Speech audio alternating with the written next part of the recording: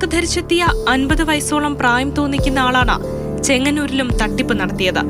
Railway സ്റ്റേഷന് സമീപമുള്ള community ഫാർമസിയിലായിരുന്നു മോഷണം.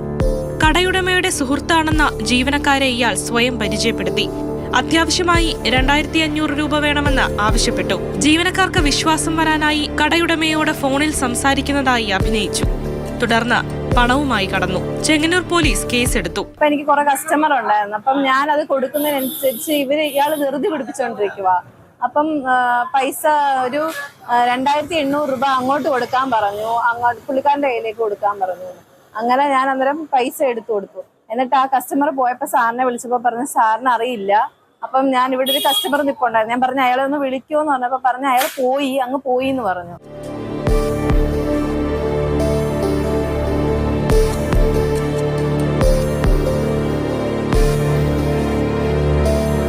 ഒരാഴ്ച മുൻപ് ഹരിപ്പാട് ടൗണിലെ ഒരു കടയിലും സമാനമായ തട്ടിപ്പ് നടന്നിരുന്നു.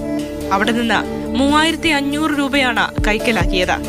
രണ്ടിടങ്ങളിലും ഒരാൾ തന്നെയാണ് മോഷണം നടത്തിയതെന്ന് സംശയമുണ്ട്.